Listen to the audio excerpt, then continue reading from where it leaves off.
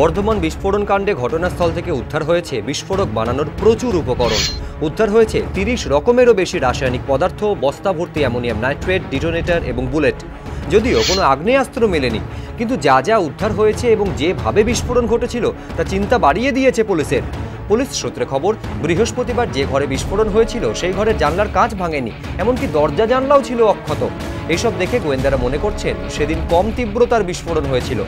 তাহলে কি মুম্বাই, দিল্লি, পুনে এবং হায়দ্রাবাদের বিস্ফোরণের মতো বর্ধমানের এই বাড়ি থেকেও কম তীব্রতার সিরিয়াল ব্লাস্টের ছক কষা হচ্ছিল, যাতে বেশি সংখ্যক প্রাণহানি না ঘটলেও তীব্র আতঙ্ক তৈরি হয়?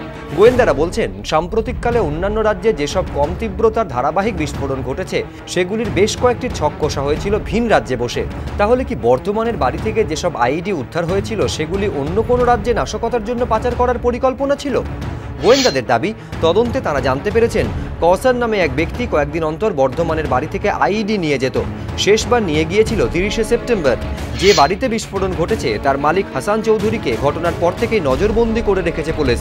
তার বিবরণ অনুযায়ী কৌসারের স্কেচ আঁকা হয়েছে। পাশাপাশি ধৃত দুই মহিলার বিবরণ শুনে আবুল কালাম নামে আরও এক সন্দেহভাজনেরও স্কেচ এঁকেছেন গোয়েন্দারা। সিআইডি সূত্রে খবর, আবুল কালামের বাড়ি বর্ধমানেরই মঙ্গলকোটে। রবিবার কুলসোনা গ্রামে গিয়ে আবুল কালামের বাড়িতে তল্লাশি চালায় পুলিশ। উদ্ধার হয় বেশ কিছু কাগজপত্র। পুলিশ সূত্রে খবর, সন্দেহভাজনের পরিবারের দাবি, আবুল কালাম ৮ বছর বাড়ি ছাড়া। স্কেচের সাহায্যে এই দুজনকে যেমন খোঁজার চেষ্টা করছে পুলিশ, তেমনি বিস্ফোরণের ধরন দেখে এই নেটওয়ার্কের মূলে পৌঁছানোর চেষ্টা করছেন তারা। পুনে এবং হায়দ্রাবাদে বিস্ফোরণের সঙ্গে বর্ধমানের কিছুটা হলেও মিল খুঁজে পাচ্ছেন তদন্তকারীরা। এই দুটি জায়গাতেই টাইমার এবং ডিটোনেটর ব্যবহার করে কম তীব্রতা ধারাবাহিক বিস্ফোরণ ঘটানো হয়েছিল। বর্ধমানের বাড়ি থেকেও উদ্ধার হয়েছে ডিটোনেটর।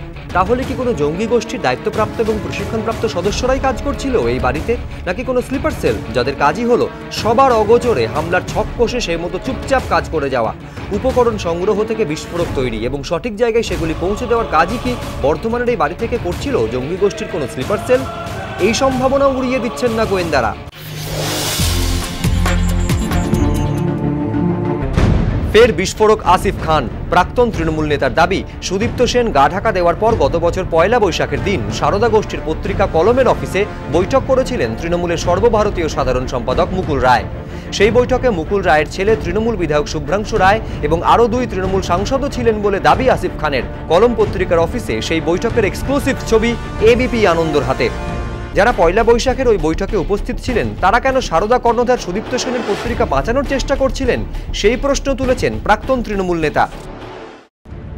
আসিফ খানের চাঞ্চল্যকর দাবির প্রেক্ষিতে প্রতিক্রিয়া জানতে মুকুল রায়কে ফোন করা হয়েছিল, কিন্তু তিনি ফোন ধরেননি। প্রতিক্রিয়া দিতে চাননি মুকুল রায়ের ছেলে শুভ্রাংশু।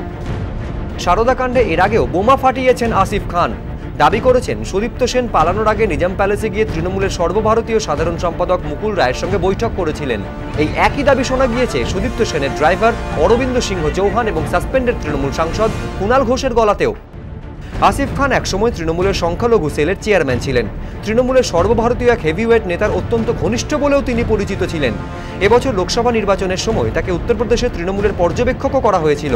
এহেন আসিফ খানের একের পর এক বিস্ফোরক মন্তব্য সারদা কাণ্ডে তৃণমূলের অস্বস্তি বাড়াচ্ছে বলে দাবি রাজনৈতিক মহলের একাংশের।